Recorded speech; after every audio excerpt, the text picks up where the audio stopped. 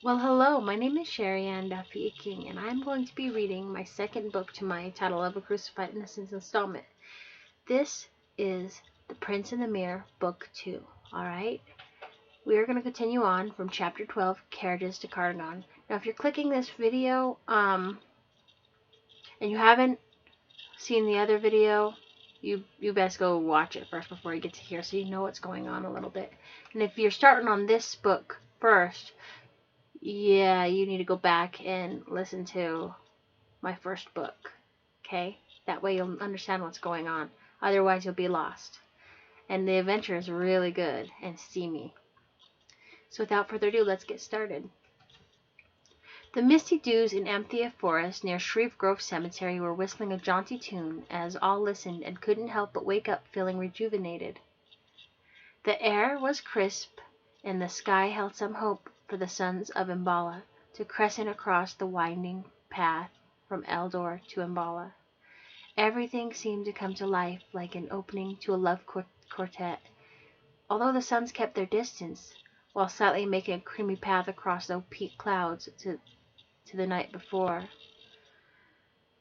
"Good morning, my friends," Lusuasing sung, as he approached the early risers, slunk over the wooden fence post, watching the suns lift and warm everything in sight.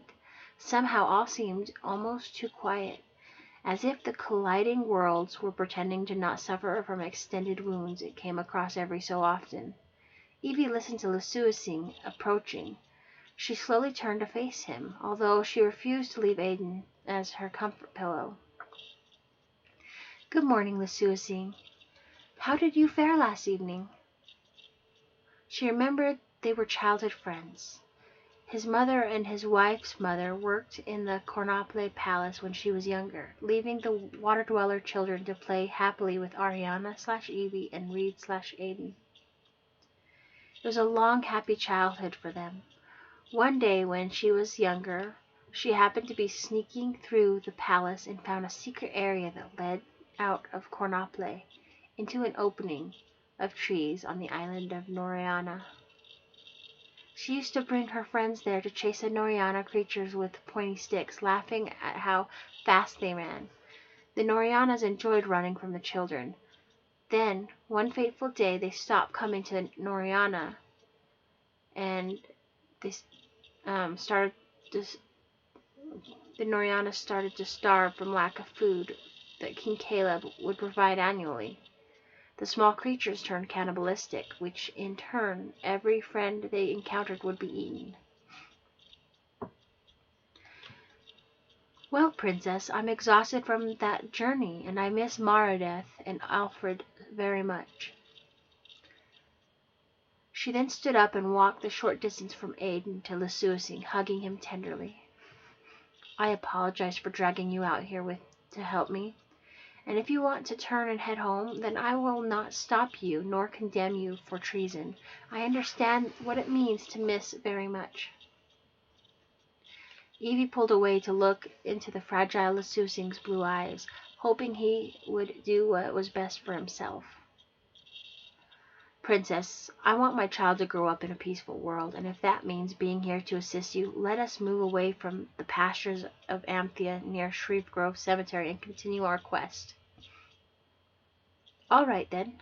Let us move along."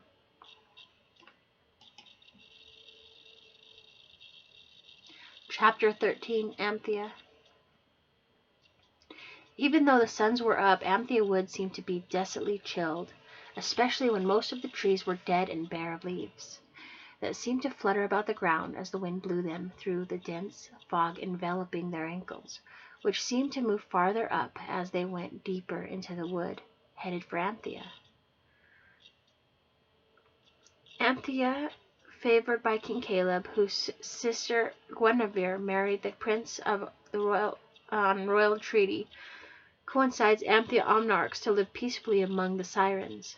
Caleb believed that the Omnarchs would be able to help preserve life on the world. Evie hoped that Prince Ark of the Amthea Omnarchs would be kind and let her ask for help without being hostile. Evie took a couple of breaths, trying to figure out what she would say to Prince Ark. Now every tree in Amphi Wood had huge, dense, sticky webs that clung low and high. Chills ran up Evie's spine as they kept to the path. Something seemed to dance on the brim of Evie's conscience. It wasn't a great feeling, yet she kept calm and tried to brush the awful sensation away. A little while into the path, a huge shock of violent vibrations exploded under their feet, knocking them onto their backs. Rain started to patter, yet the fog began to get thicker. Aiden? Lucy? Lucy, where are you? Evie yelled out. Thunder and lightning crackled greedily across the once-opaque clouds and two suns. The tall trees and their webbing hung high. Leaves grazed against her face as she tried to stand up past the fog. Evie reached out a hand and caught only empty, moist air. Her fingers tightened as she clenched her fists to her chest, hugging herself in fright. "Hello? Is anyone out there?" She hollered again, but still no answer. Evie continued to walk straight. At least she thought she was heading straight, until grass and dirt sank beneath her feet. She halted and looked around again. The rain started to sting her flesh as she pushed her hands up to cover her face as she felt tears purge violently across her cheeks. Her breath caught in her throat as she stifled a cry, heaving uncontrollably. The ground beneath her feet began to shake once more, startling her on set. Evie looked down at her feet. Tears blurred her eyesight. Evie looked down at her feet. The ground beneath her feet was shaking in orange tint glow, getting hotter by the second. Evie began to panic. She tried to move her feet off the hot ground, only they wouldn't budge. Her feet were melted in place and getting hotter little by little. She screamed, "Help!" I'm not going to scream it. But no one answered. Back on the ground beneath her feet let loose. Hot pieces dropped out of sight, then Evie dropped into it. She screamed and held tight to the edges of the new hole, crying, tears drenching down faster. "Help!" She screamed even louder. Nothing. Her fingers were starting to ache and bleed from the jagged rocks she clung to. "Help!" Now you gotta remember, she just reawoken from being dead, or in a slumber, kind of, like she went back into her shell. So she's not reacquainted with her powers yet, and she's slowly remembering a life that she didn't remember before she was Evie. That makes sense. Let's continue on. She's right now helpless. Loud thumping startled her, making her fingertips slip. A hand rips from the fog, followed by another grasping onto both her wrists, pulling her up closer to the figure. His face comes close to hers, their eyes meet. Shock and sweat unnerve her. She panics and pushes against the side of the hole, knocking her rescuer off balance, dropping them both into the empty pit. "Evie, wake up, love." Evie's eyes flutter open to an alarming sight. She thought maybe her eyes were playing tricks on her. "Evie, come now. Don't be frightened. It's me. You know me."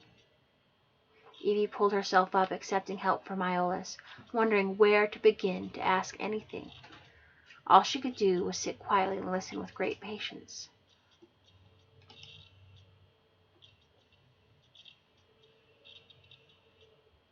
Chapter 14, A Hermit's Tale. "Evie, I know this sounds absurd, but here is what happened." The fire erupted to meet Iolaus, consuming his broken body. The last sight he saw was utter shock from Evie's eyes as she cupped her mouth in horror, the Nakamultra leaping over him to grasp Evie. A smile crept across Iolaus's lips as he realized Evie made it home, or so told him. From the disapparating blue light, and Nakamultra curses into the empty cavern. The lava slowly numbed Iolaus's body. No agony, no suffering as he closed his eyes, sinking peacefully into the lake of fire. But what truly got Aeolus was that the fact that no plants on the underground island burned, only flourished an almost neon translucent vibe that only grew louder as they continued to exist. He may have felt like he had failed, yet was somehow content with the decision he had made. Aeolus felt like Evie was opening her heart to him, and if he were given another chance, he would continue to face the dark, but only with Evie. He would want to stand tall and be the king and loyal lover she deserved. He closed his eyes as a yellow gelled flaming goo swallowed him completely. He remembered resting and dreaming of Evie as if he were back in her world with her. Aeolus saw Evie waking from sleep and her brother Ashton. He smiled as they hugged and escaped. Everything Aeolus saw was mute. The images zoomed to a town in a barren desert land, with old houses and shops with signs of postal delivery. He watched as Evie was escorted home, then pulled into the storm, with his brother Akmalutra laughing egotistically into the background. Suddenly all went dim as Aeolus watched Evie wake up on a cold floor, drenched and lying in a pool of water. Aeolus felt helpless as he watched Evie struggle with his brother, then her tumble out the tower window.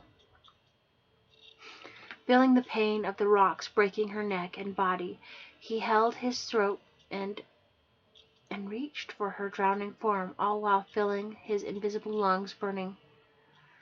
Then her eyes rolled back in her scalp as she began to drowse off. Aeolus was being pulled by an invisible rope as Evie was dragged further under the surface. The water around his vision blurred then again, and then spun, only to halt as everything melted away. All that stood before him was Lucinda, and she turned toward him, holding a small infant child from Evie's form. The child was beautiful. Aeolus flashed immediately through her next life, until he woke up. An excess of sweat sodded his brows and hair. Aeolus closed his eyes, trying to explain to Evie of how he came to be alive again. Aeolus' story continues. I'm not sure how, but I was in a rehabilitated hibernation. The dream I was kept in was from the moment you returned from home to Ashton until you woke up, body healed under Cornople.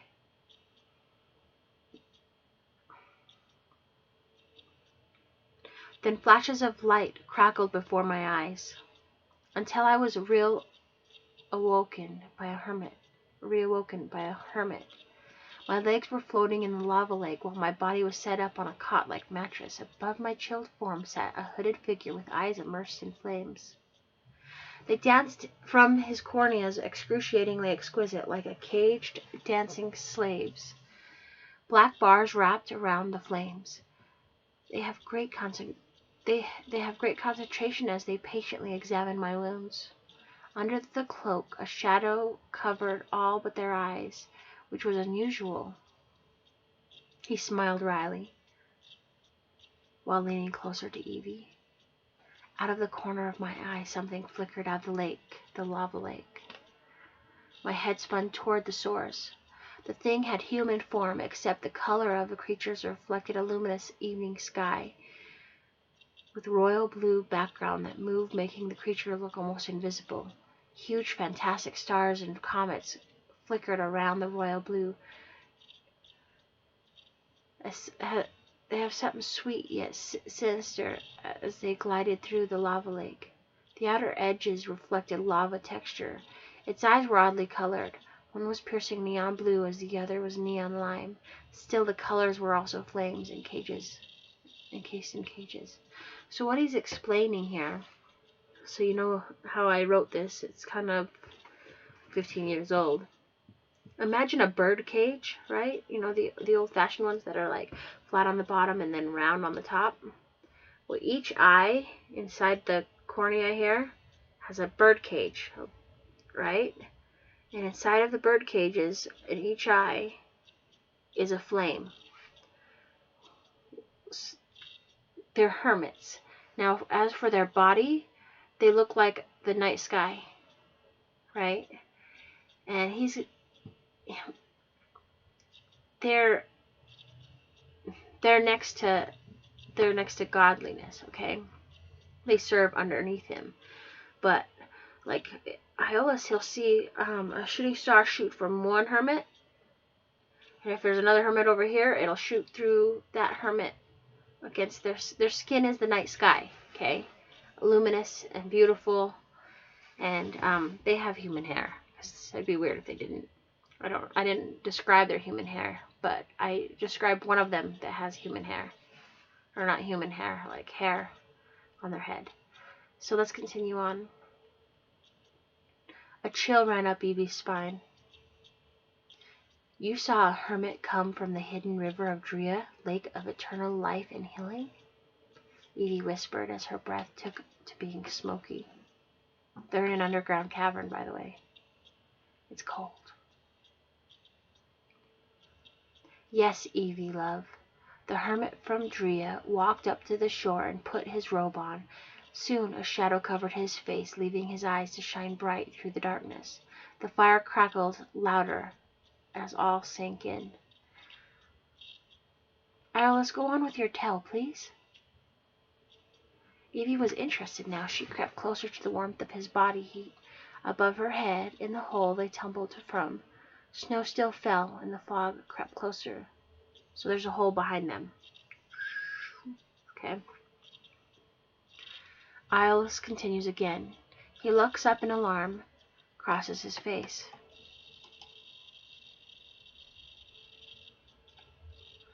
Chapter 15. A Tale Not Yet Told. He's continuing, though. The odd-eyed hermit that crept from Lake Drea came and sat down next to Iolaus. One held a small glass bowl with a goo chemical the color of their skin, with specks that tingled and exploded on contact.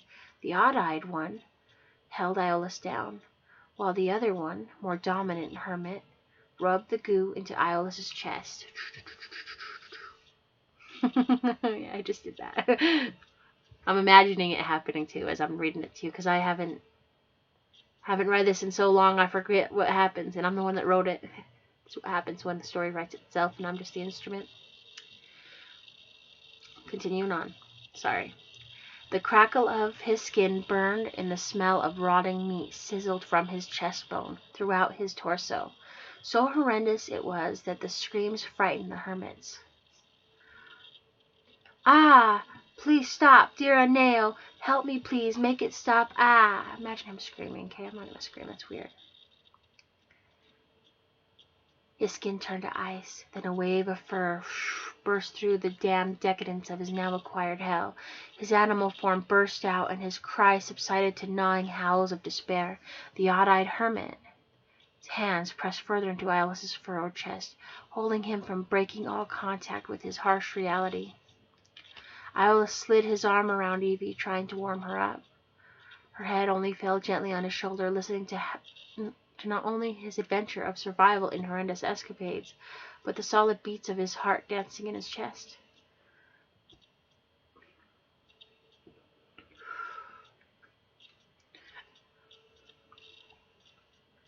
The chilled steam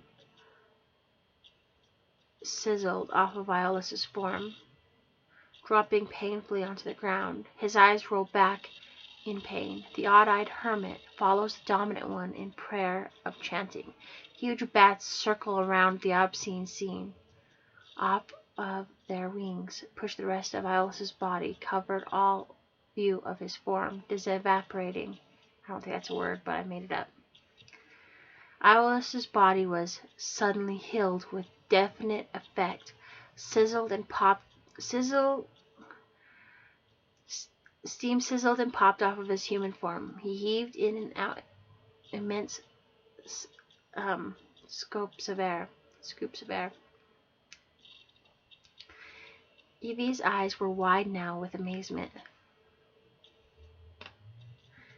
Evie, love, the next day or two I spent with Queen Bristol in the palace of Drona, learning all I could.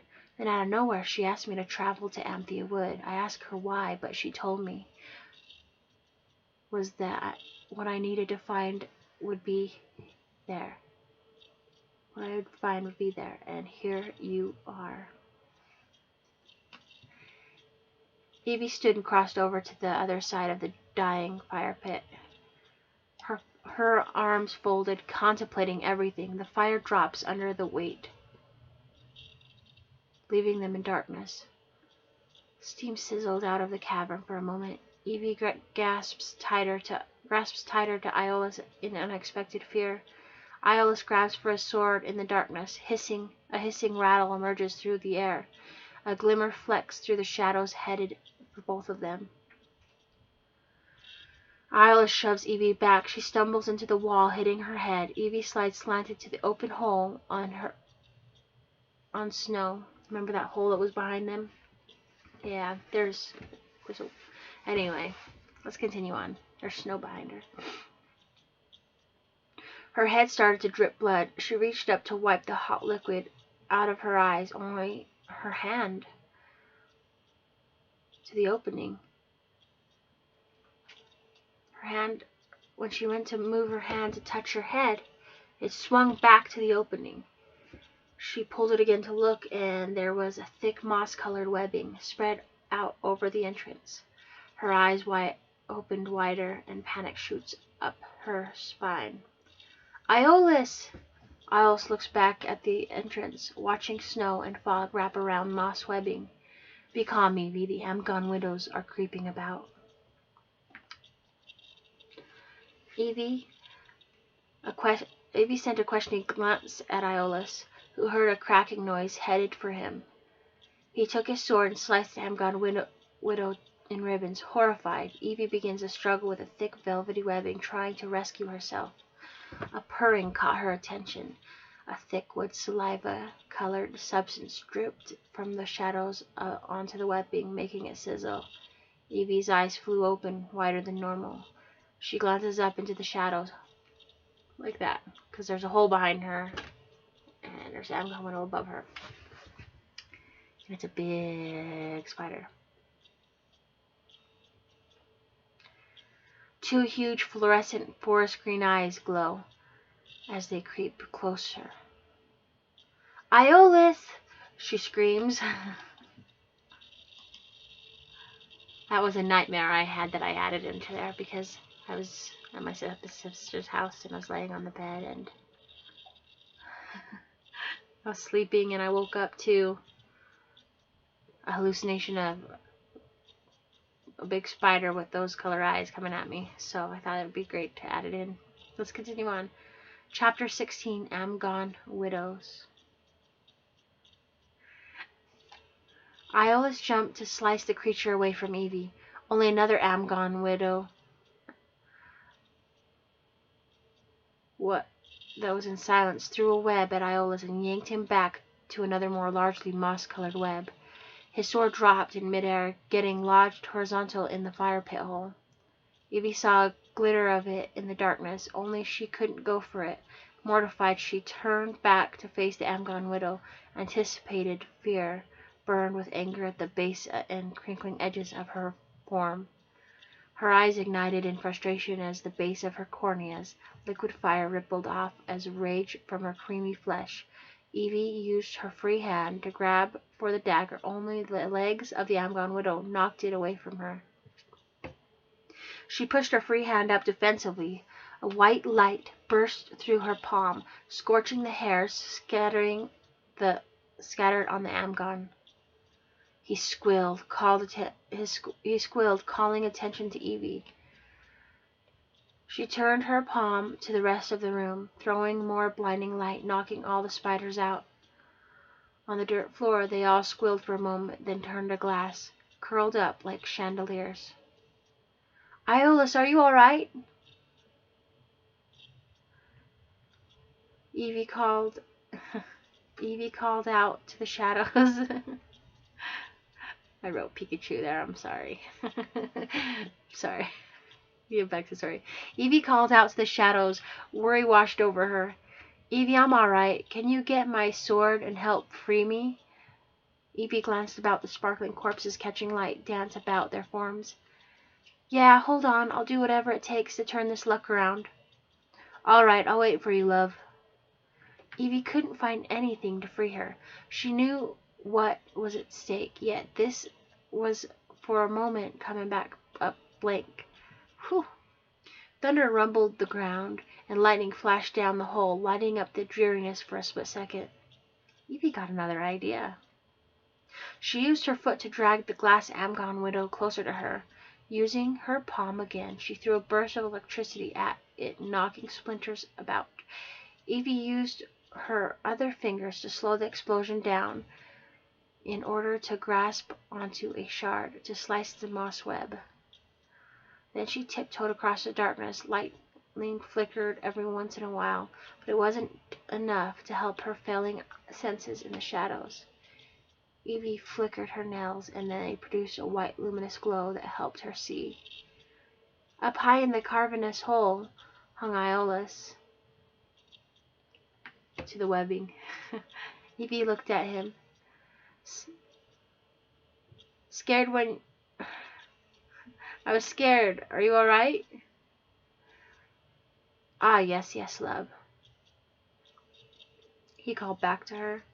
With one swoop of her hand, she caught a bolt of electricity, passing it to the other spider carcasses, bursting them, then tossing them up to slice Iolaus down. He fell but landed on his feet, making not a sound, only a light pattern of vibration. Evie, we need to leave. I never realized we had fallen into an Amgon widow den. Moss-colored webs hung everywhere. Iolaus found a torch, grabbed Evie's hand, and led her through the tunnels until a break in the rocks let a path slide from the mountains of Aglia into crisp, fresh Anthea wood near Fergana Hollow.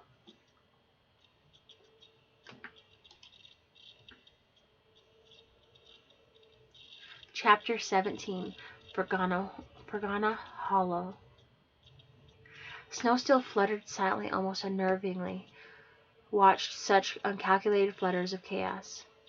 Iolaus and Evie crept down the narrow yet steep path from an Amgon den to the Aglia Mountains.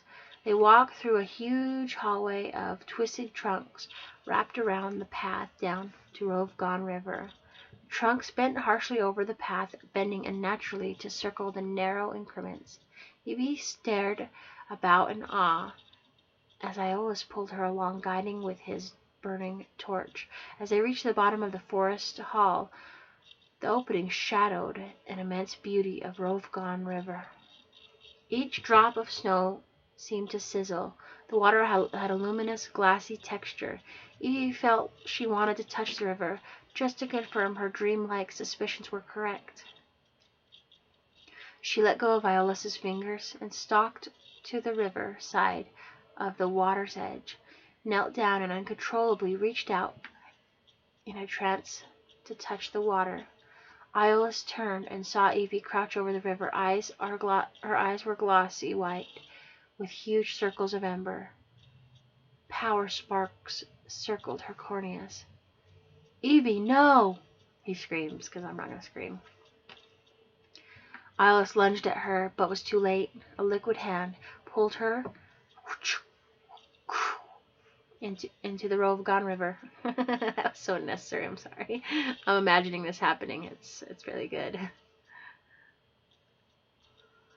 Iolaus threw off his clothes and leapt into the rushing river. Quiet on the surface, yet chaos beneath its glossy hypnosis.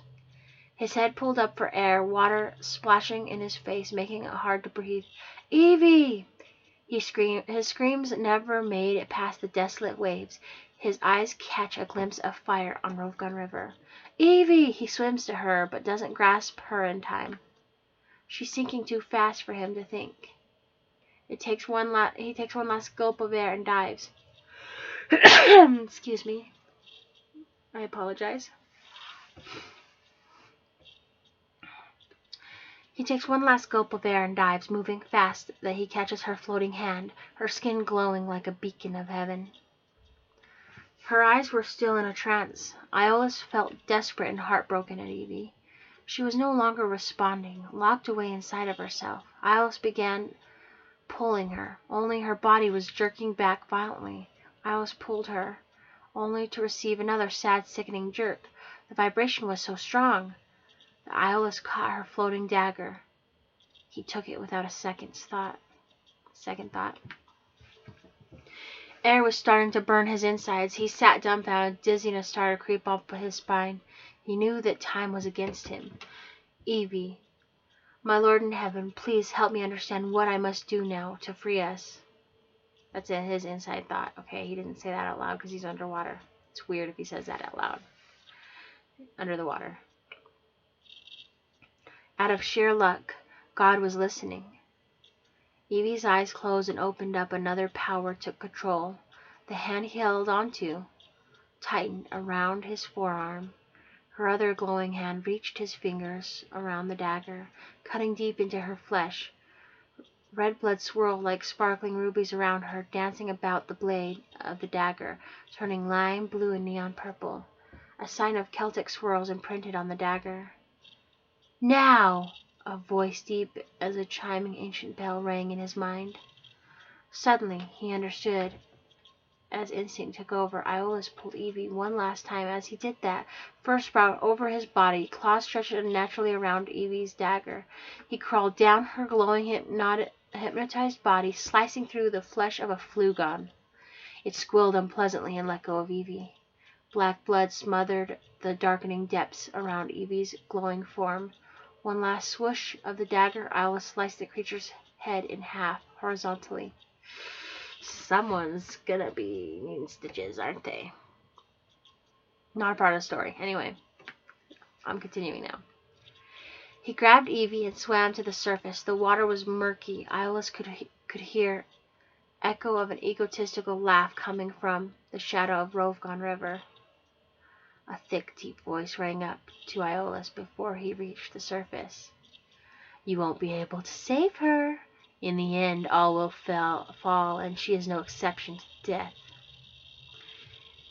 An eerie shiver crawled up Iolaus' spine as he drug Evie up to the side of the river.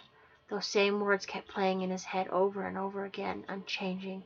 The chills that spread over him. Iolaus placed Evie on the bed of leaves, worried about her health. Her wounds healed. She just laid motionless. Evie, please, wake up. We cannot do this without you. Still no response. Iolaus jumped across the river to his clothes, grabbing the bundle and jumping back over the river once again to rest his knees next to her cold, wet, lifeless body. Evie, please, wake up for me. Iolaus whispered again, more frantically. He opens his satchel and pulls out a vial of goo and rubs his hands in a blueberry star-scented chemical, then opens her vest and presses his fingers spread across her chest, and it opens up her skin like an adrenaline shot. But even though her screams are putting agonizing sickness into his very soul, he knows this must be done. Hold on, my love, for all our sakes. He rubs his nails, pressing further, touching her very soul and unlocking her from her caged prison inside of herself. Not done yet as he scrapes his sharp claw against her spine, almost breaking through the skin on her back, worrying at if he could find the very source that is still wandering free beneath her luminous flesh. She screams and light pulses from her whole body, fingernails and eyes, nose, mouth, and ears. Even her hair stand on edge as Iolaus he pulled the ember-burning chemical that formed into a key from Evie's body. Iolaus walked to the bank's edge and tossed it into the little inlet with little thought of this consequences. Harbinger of death, look somewhere else to collect your overdue debts. We are not, nor ever will we be interested in what you are bargaining over our heads. Be gone. As the ember key almost hit the water, a black, crude, murky water hand pushes up past the glossy surface, catching the key and pulling it under. Then Iolaus turned back to Evie. She was no longer glowing, and her breathing was faint. Iolaus leapt back to her side and listened for a heartbeat. It was faint. Evie, please, love, be strong. This can't be more than goodbye. Silence, and the snow fell without much effort. Iolaus held Evie, trying not to cry. His heart just kept going to the words of the Flugon. Death must come to everyone, but not her. Not now. This was just a feeling that he had that kept reoccurring. Her heartbeat finally gave, and she went limp. I can't believe that this friendship and one-sided love is over. What am I supposed to do without you? Please, with your last breath, don't run away from your life. You have yet to live. Be strong for the creatures of Eldor and Ambala. Please fight for us. The light from the sky went dark. Iolaus kept hold of Evie as the light in his eyes darkened in the snow. So cold and tasteless still fell, killing all hope left in Ambala and Eldor. He never asked her to change, but sadly he knew she never felt the same feelings for him. He would only remember her the way she would have wanted to be remembered, always fighting for the welfare of all. He howled up into the sky, not in happiness, but in mourning. The cuts in his chest seemed to seep more harshly and spread like wildfire. His pain just worsened, never numbing.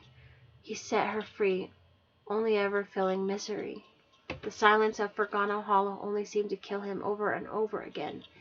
He didn't know why she couldn't wake up and answer him. Nothing except her breathing could comfort his agony. Please, take all that I have. I would give everything that I own to have you back safe. The water shivers as the very Flugon that caught the Ember Key pulled up to the surface, listening to Iolaus rant hysterically. Well, Sonny, I knew you had something to bargain with. Iolaus glanced back at the vile creature known as Death in their world. Loss can change a man in an instant. Iolaus opened his mouth and howled, then his fur shed to human form. What did you have in mind, Flugon? The murky creature came up out of the water and sat on the glossy surface of Rovgon River, just gloating at Iolaus. Then it turned to smoke, murking around Iolaus, moving quickly yet slow and ashen. He hovered over Evie, then swooshed to an old oak resting on a branch, taking a bite of a decaying apple. Then tossing the vile thing in the air, watching gleefully as the fruit disintegrated into smoke that sucked back to the Flugon. Well, Iolaus, a trade is what will make my day. Lately, everyone who is anyone keeps avoiding my party invitation. Free that my scales are tipped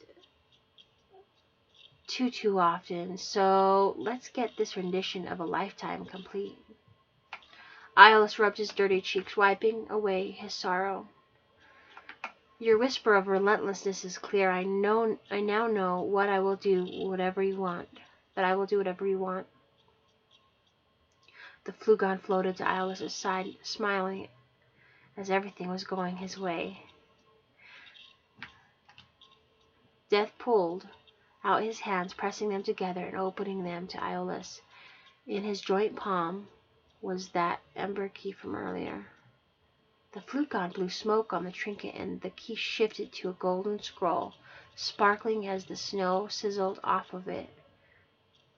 The Flugon pulled it open. Iolaus knew the terms and sliced his finger, ready to gain what control that was lost. Inches from the scroll, Iolaus dropped a sliver of blood, nearly ready to sign away all his sorrow. A burst of light shot from the sky, breaking through the clouds, knocking the Flugon back into Rovgon River, then landing into Evie's form. She sat up, breathing heavily as Iolaus continued to hold tight to her. She was alive, a miracle. The snow melted fast, and the light from Eldor threw a hope down on Iolaus, as tears of joy spread across his face. Evie looked up into Iolaus' face, smiling so passionately. She pulled him down and kissed him so hard, the storm that hid behind a thin disguise in his smiling eyes. He held her tighter and loved her more deeply. Heaven had answered his prayers once again. He shuddered inside as he kept a tight hold of her. Words were harder to come by. He just kept silent, trying not to ruin the moment.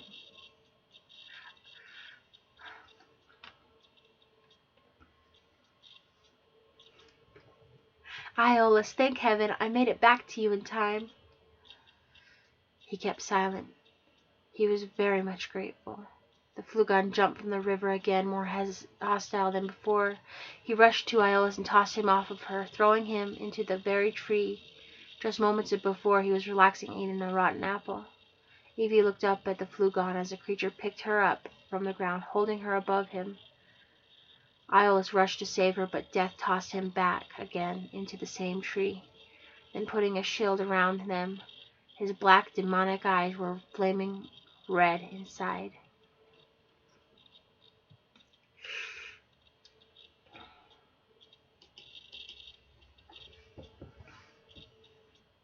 You have spoiled everything for me again.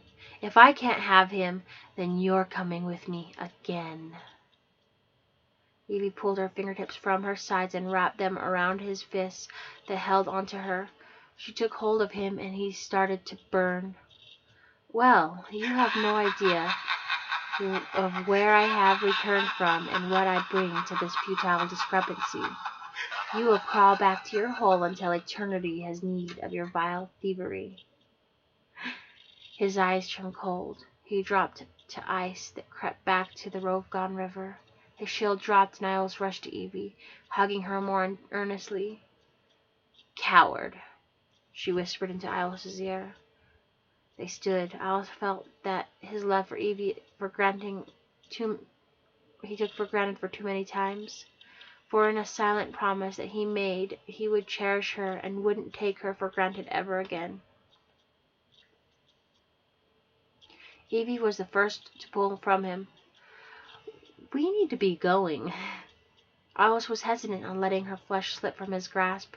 Solid and whole again, he only held it for her for forever and always.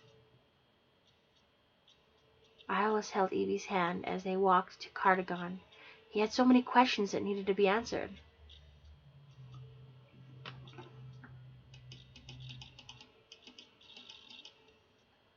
Evie, what happened to you? She stopped and looked straight on. Iolaus, I can barely remember. It was like I was in a fantastic nightmare, but I swear that one day when I remember, you'll be the first to hear my recollections, sweet Iolaus. His heart fluttered. Never had she ever addressed him as such. He smiled and kissed her on the cheek.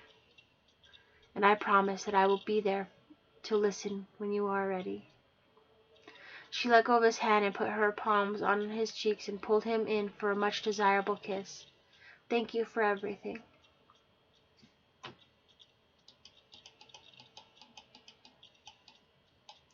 As she pulled out of the kiss that took his breath away, they saw a flicker of light from the side of their vision.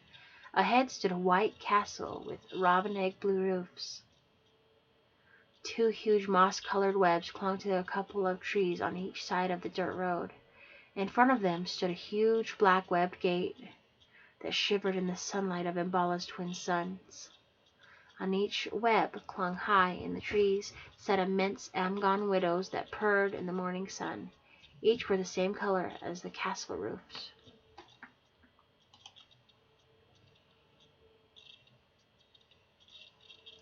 Chapter 18, Meetings of Fate. Evie and Iolaus stood dazzled at the sheer beauty of her uncle Prince Ark and Aunt Guinevere's shimmering home. Evie grasped Iolaus's hand, pulling him along like an eager child.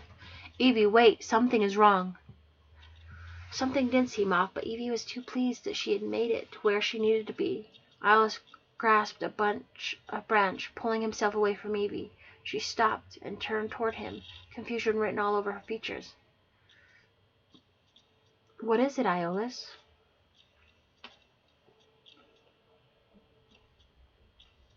His hand clung to an immense web. Half must have come loose. His hand... Evie, I have an idea. Evie looked from Iolaus to the web. She too had formed a plan. If no one was was going to greet them, then she would stop by and make herself known. Thank you for this. Thank you for a split second. Or thinking for a split second, Evie had wondered what might have happened to Lucinda, Aiden, Lusuasing. Brushing the thought away momentarily, she smiled to Iolaus, and he knew their shared plan would be a definite hoot. Evie, you will go first. I will come last. My strength will help propel us to the other side. With no arguments, Evie agreed. It was well thought of. Iolaus positioned Evie directly in the center of the web. Then he checked wind compatibility, which was calm. Then, with his half-human, half-beast strength, he pulled her back as far as they could go. See you on the other side, love. Shroom! Iolaus watched as Evie landed. Then he repositioned himself with another shroom. He was flying midair. Something still seemed wrong. He landed on his right knee, his left up for balance, his hands digging to the wet grass. He looked to his left, then right. Evie was gone. A huge vibrating went past around him. What? He was astonished by the sheer quiver that held his voice from breaking all break from reality. The wind wasn't invisible at all. It was like a moving shield. Swoosh! It went past again. Iolaus grabbed for his weapon and pulled it out. Unfortunately, a strong force kicked it from his grasp. Come yonder, you cowards, for only yellow peats quiver in the shadows, then attack with no moral grounds. A huge shadow passed over Iolaus. As clouds emerged from the crevices of the now hidden sky, lightning shattered about him like an electrical cage. Give her back, for if you don't, then I shall bring the brinks of hell down upon you and your fanciful doorstep.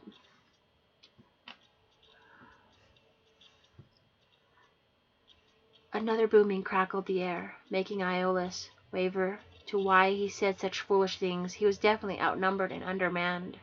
A deafening voice, disturbed yet called to his attention. I know very well who you are, and how dare you break into my abode, threatening me and my kind. You aren't under your bed begging nightmares to stop anymore. You are in a place where I am the nightmarish creature that your mind could never abolish or comprehend before death takes you completely. Or our friendly neighbors, the Flugons of Rovgon River, or our pets, the Munchkins and the Amgon Widows in the Aglia Mountains near Fergano Hollow. More lightning flashed down, faster and more persistent. It seemed to Iolaus that the thunder was coming from beneath him now, bursting up toward the clouds. His skin began to sizzle in heat. Anger flushed up through his body. His first sprout in immense waves covered his skin. His eyes burst with fire hatred as he clenched his claws around the lightning cage that surrounded him. He wrenched it open, flinging the shards toward the disembodied voice. Where is she? He growled more intensely into the electrifying air. Everything seemed to calm as the clouds and electricity went silent and the light went out for a split second. Where is she? His howl seemed to be more intense than before. The lights flickered in a huge wave of fire that spread around him, reaching above his head almost. Kill the beast, for he is an animal of no tasteful nature. Silence again as the fire froze and broke. Shards flipped about the grass, etching scars to the ground that melted with flickers of Iolaus's blood, drenching the tips and choosing across the dark green. Iolaus fell to his knees and hunched over, more angered than before. He growled and waited for a prance, but none seemed to come. He looked up to find a thin shadow outlined and edged from the column of light that touched the dark and silent clouds that spread a mist about him. One more time, and I will no longer ask but to show such feelings I now harbor from the pits of my the pits of my stomach cascade from the bowels of my angered form. Where is she? Silence followed, then in a couple more swishing shields of wind burst into him as he stood his ground, taking every blow that came. He waited for the opportune moment to express his unwelcome hate. His hands flung up and grasped onto two opposite forces that came from either side of him and took their necks and brought them down in contact with each other, pow, knocking them out and forcibly stepping over them. Whew! Another couple came from his left and right. He jumped up and spun horizontally, kicking each, then callously stepping past their limpless bodies. A burst of electricity stopped him dead in his tracks, bewildering his anger and self-awareness for a split second. A huge Omnarch stepped from the electrical field, grasping Iolaus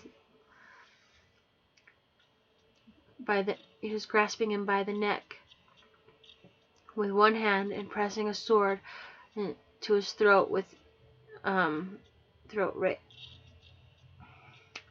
He grasped him by his one hand, holding Iolaus by his throat and using his other hand to hold the sword up against his neck, and pressing him violently against an old oak. Small spiders crept by and down toward Iolaus. He could care less about them. He was only wanting one thing. With his throat held tightly, the Omnarch was surprised to hear Iolaus forcefully spat out words that meant nothing to him. Where is she? He growled again, the Omnarch's smile teeth dripping blood. Iolaus' stomach lurched in a most undesirable way. His heart ached. Was the blood dripping from this 10-foot tall monster with vividly horrendous gothic black eyes and desolate shards of teeth a possible candidate who ate Evie without a second glance? And she must have tasted so good. He remembered the texture of her delicate lavender-scented skin, and anger flared in his eyes once more. He would kill this monster and send him to the Flugon, who was craving a body and damned soul. It opened its mouth and was about to speak, when another disembodied voice burst through the fury, mist, and fog. Kill the beast, Volgar. The beast pulled back and positioned his sword. Then, without a second thought of the consequences of his misfortune, Iolaus smiled and regretted nothing, his eyes open and proud to have lived a fulfilled life. Stop! Let's see how I do that. Imagine her screaming that, though, okay? So I'm not going to scream. Although there's a lot of screaming in my book. It's very passionate. A scream in the rain burst through toward Iolaus, stunning the Omnarch and making Iolaus wince. I'm Ariana, King Caleb's daughter. Please, Uncle Ark, we came to beg forgiveness and ask for help with our destructive cause. Please, I beg an audience with your highness. Up from the light, Evie pushes past the Omnarch that held her tightly, falling to her hands and knees. Tears burst from her eyes as she tried to save Iolaus, frightful of the issues if they continued to take a turn for the worst. Her hair fell in front of her face, covering her features. In her line of sight, a hand bent low to help her to her feet was gracefully accepted. As she pushed her drying wet strands from her features. I'm getting so into it I can't read. The creature that helped her up was a young woman with long white hair, the shade of clouds during a summer day. Her skin was brightly scaleless and almost translucent blue. She bore a crown of black wire and dark sparkles that seemed to shine from the jeweled base. She had soft skin that pulled from her face, and she smiled down at Evie, watching and inspecting her like a recognizable toy not played with for many, many years. The woman pinched Evie's arm and watched her eyes for anything. Evie's eyes flared lavender, lime, and neon blue. Sparks erupted from the corneas. Ow! Evie whispered, afraid to raise her voice. An alarm in disgrace the woman who graced Evie's company. She was afraid to alarm her and disgrace the woman that was in front of her. The woman raised her head, turned it in the shadows behind her, and nodded while smiling. Then, as if waiting for permission, she turned to Evie, pulling her in for a strong and familiarly warm hug. "It is you. Now, grab your beast and come in. We wonder if the others who were roaming about the woods belong to you." Evie was dumbfounded. She ran to Iolaus, grasping his hand, nodding nervously toward the almanac that held him positioned to the oak, slowly taking him away from the creature. She knew not what to say to the monster, so she kept silent, and ran with Iolaus behind her toward the woman who had long, blonde, billowing hair and dark, sparkling dress that shone the night sky along with her crown. Evie followed the woman, wondering where it would lead them. Lanterns flared in an old foyer deep beneath the castle in an effectively large cave that opened up at the top to show down the sky, which was now throwing rain down heavy. The water in the sky never came into the cavern, only seemed to evaporate before it hit a foot past the ceiling. A large throne spiked up out of the rocks. Deep, jagged curves and edges shot out like a maniacal fan of blades. Maniacal? Yeah. Evie tried to work past her awe of amazement. The woman trenched gracefully toward the king, who sat eagerly waiting for the meeting to begin. The king was silhouetted in the shadows from the waist up. The glowing woman walked over toward the king. He leaned forward as she lightly kissed him on the cheek, their skin protruding a soft light that gave Evie a weary glance toward whom she assumed was her uncle, Prince Arp. Prince is his first name, by the way. Ark is his last. Which is, I guess, how I did it. His eyes were as demonic-shaped as the other Omnarchs, although the black, languid look of the others were pale by comparison. What angle black on his royal subjects? His eyes were as blue as the night sky crashing with the morning ocean waves at first light, with three little white bubbles that danced in both eyes. His skin was paler than the most whitest green. His hair was a shoulder-length dark brown with a wild fly-away touch. Hey, let me break away from this for a minute and explain something.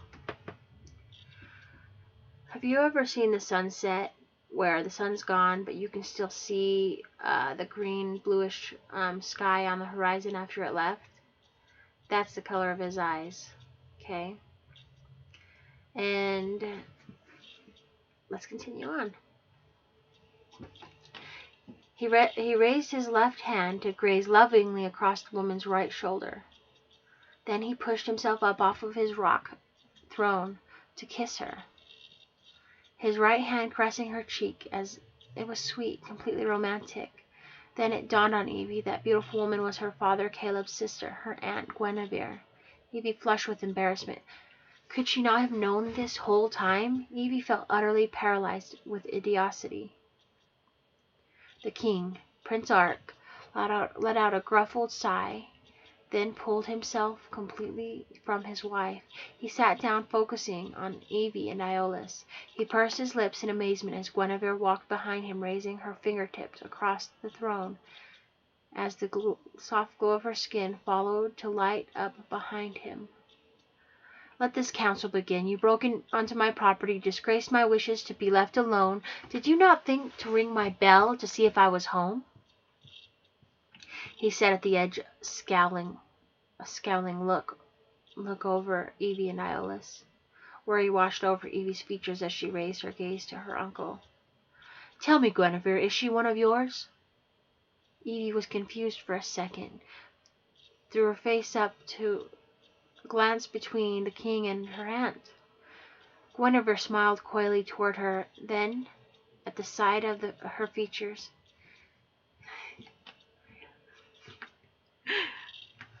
Yes, my love, she is one of my brother's children. Let us hear her out. Give her a chance. He looked up to meet her eyes. Are you sure? Did you examine and test her abilities to the best of your genetic knowledge?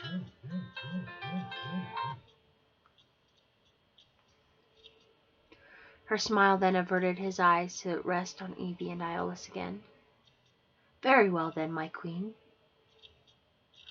Ariana, Princess of Cornople, how many came with you on this journey? Evie smiled nerve-wrackingly, then answered, trying not to sound frightened. Your Highness, I started out with 3 other companions, but lost them in Amthia Wood. I dropped into an Amgon widow den deep in Aglia Mountains, near Fergana Hollow, and I ran into Sire Iolus of Shonizar.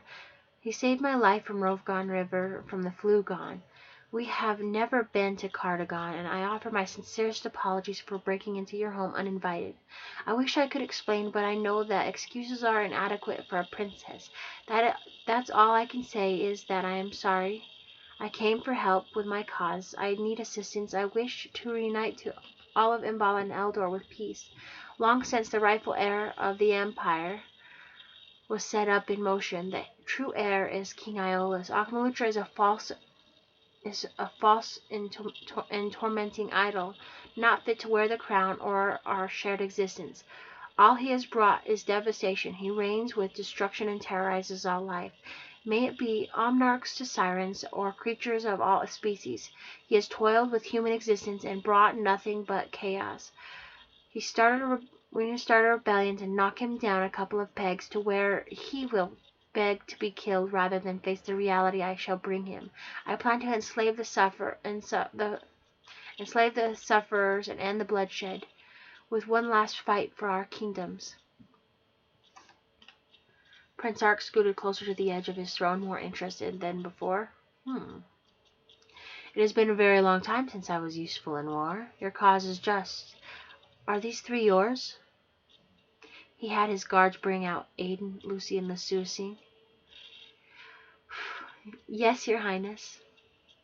Evie averted her eyes to the floor, trying to hide her embarrassment, but only showing shyness. Ariana, lift your eyes. No need to be modest. You may have your comrades, but it will cost you. Oh, God. She lifted her eyes to meet her uncle, throwing a quizzical look around. What do you mean? She whispered. Ariana, for your 3 friends, I would like you to stop calling me your Highness. We are family, bonded by blood.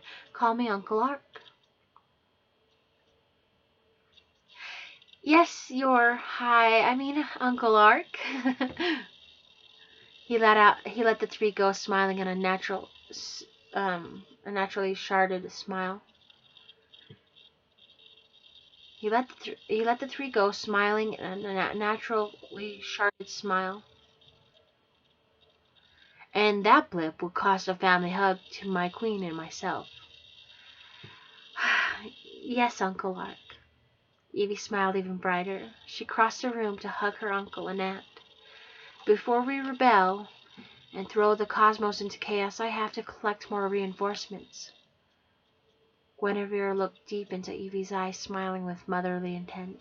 Chills that swept across Evie's skin as Guinevere kissed her on the cheek, releasing an electrical impulse burst that swept Evie's body into a multicolored vortex. Words seemed to follow, only reaching Evie's ears. Sweet Ariana, go and come back soon. No lollygagging. Everything spun. Evie landed on a crouched stance, holding her head, trying to push the dizziness that swept over her body. Evie! Aiden rushed to her, covering her in a warm, loving hug. She glanced around, finding that she was standing in a clearing. The last time she was there, only chaos reigned. Scorch marks still splintered the trees and ground. Smoke fluffed around them. Lucy, Lususing, Iolus, and Aiden surrounded her. She smiled, trying to regain her balance.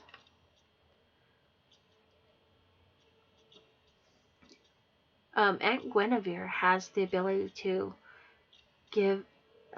teleport her and the people with just a kiss. Okay? She's really powerful.